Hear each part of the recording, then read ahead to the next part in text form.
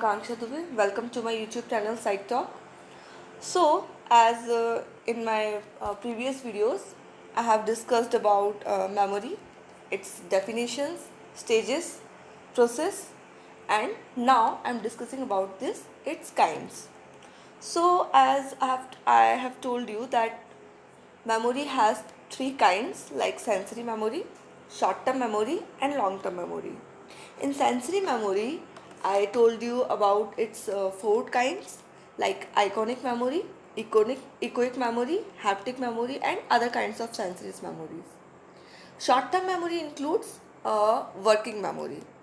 And in this video, memory part 3, I'm going to discuss about long term memory and kinds of long term memory. Long term memory. So, as long term memory includes that if I have told you about long term memory, so I could say it contains lot and lot of attention. ठीक है, जब हम बहुत ज़्यादा किसी चीज़ में ध्यान देने की कोशिश करते हैं तब जाकर वो हमारे लॉन्ग टर्म मेमोरी में स्टोर होता है. So here, however, there are several additional types of memories, which includes in long-term memory. So first one is implicit versus explicit memory.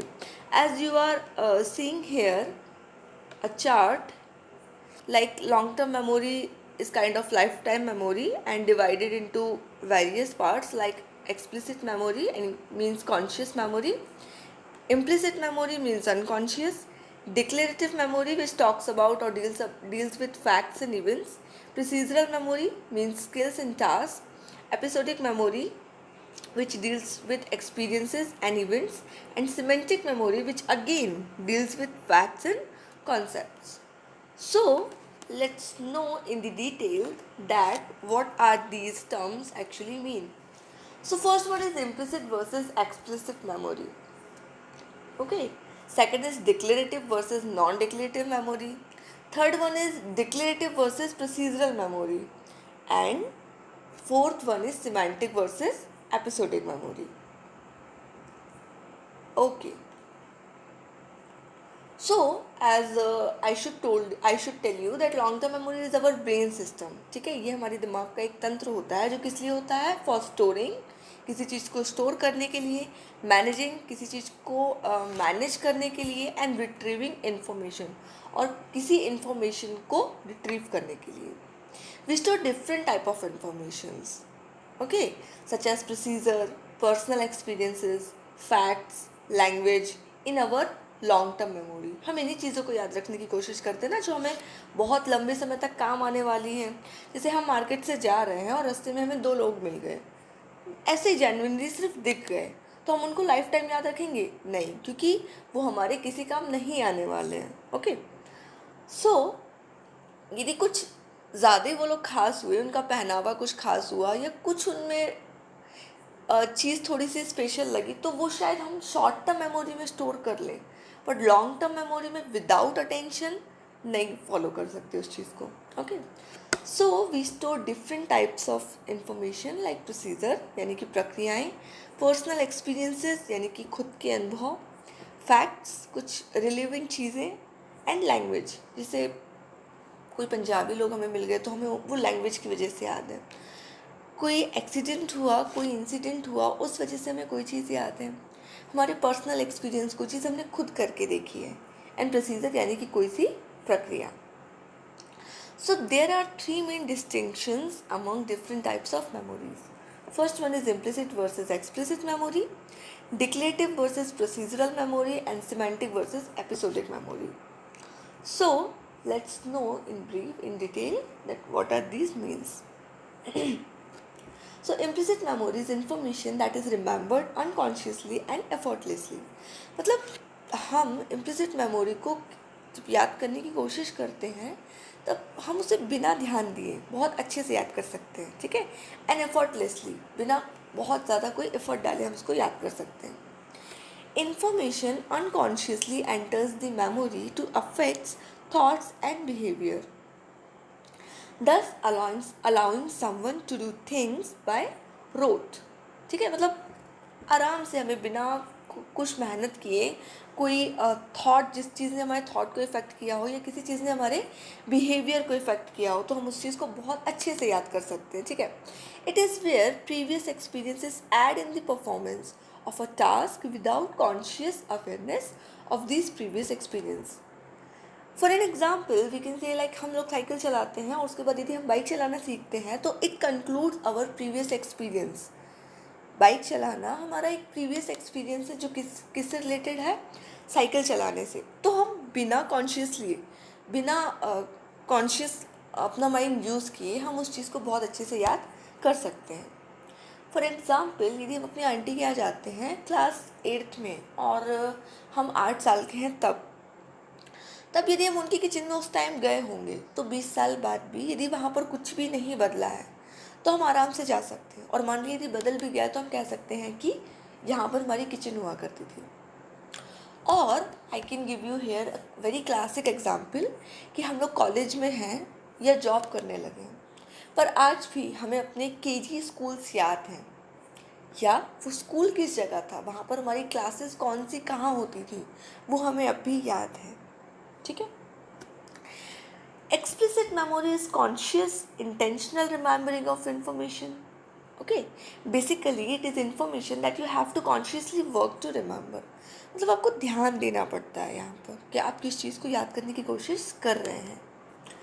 For example remembering a phone number और an address. अब आप ऐसे नहीं कि किसी और की बात सुन रहे हो और आपने सिर्फ वो नंबर सुन लिया, आप भूल सकते हो उस चीज़ को।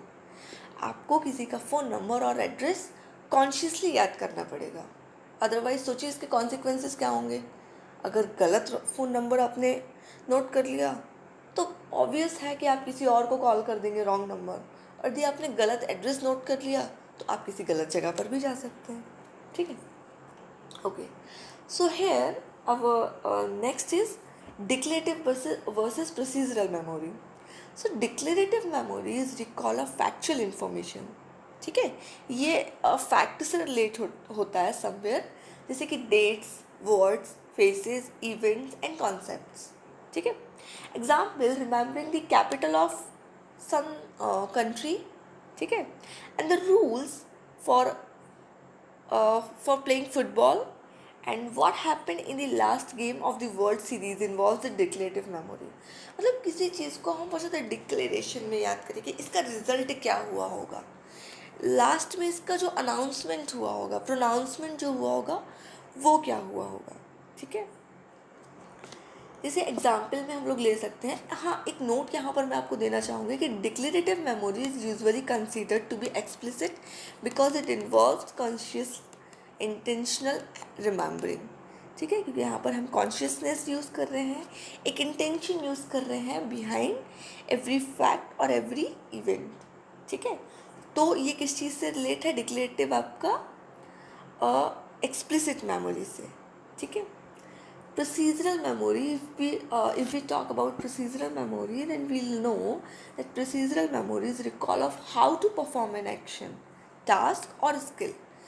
मतलब कोई चीज़ हम लोगों ने पढ़ी, उस चीज़ को जाना समझा और अब हम उसको फर्दर प्रोसीड कर रहे हैं कि हमें आगे किस तरीके से बढ़ना है, ठीक है। जैसे कोई टास्क हो गया, कोई स्किल हो गई और कोई एक्शन हो गया। बेसिकली हम कह सकते हैं कि एनुअल डे पे हमें कोई ड्रामा परफॉर्म करना है या कोई डांस परफॉर्म करना है, तो यहाँ पर हम क्या करेंगे, पहले से रिहर्स किया हुआ है और अब प्रोसीजरल मेमोरी में हम उसको याद करेंगे कि अब हमें ये प्रोसीजर फॉलो करना है, ठीक है, to complete this event, incident और रिहर्सल। एग्जाम्पल हम कह सकते हैं चेंजिंग अ लाइट बल्ब, कि हम लोगों ने पढ़ा है इस तरीके से लाइट बल्ब चेंज होता है and now we are actually doing this.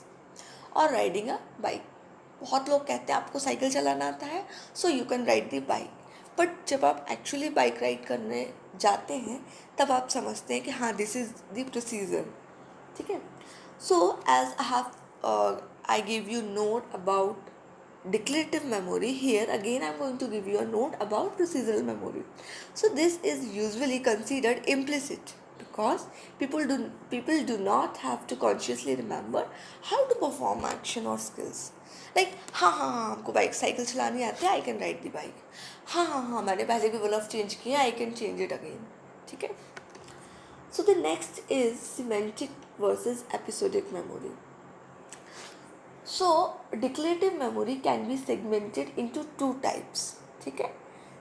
यानी कि सिमेंटिक एंड एपिसोडिक मेमोरी कहाँ से निकल कर आया है, डिक्लेरेटिव मेमोरी से, क्योंकि कहीं ना कहीं इसमें भी एक तरीके का डिक्लेरेशन है, एक तरीके का डिटेल्स इसमें छुपी हुई है। So declarative memory somewhere contain semantic and episodic memory. So semantic memory is a recall of general facts, हम जनरल फैक्ट्स को याद करने की कोशिश करते हैं। Example, remembering the capital of New Jersey, इसकी राजधानी क्या होगी, ठीक है। And the batting average of Jackie Robinson, कोई भी हम चीज़ जोड़ सकते हैं कि हाँ इसका एवरेज क्या होगा, एक लॉजिक जहाँ पर हम फाइंड करने की कोशिश करें, ठीक है। Now we have episodic memory which is recall of personal experiences, ठीक है।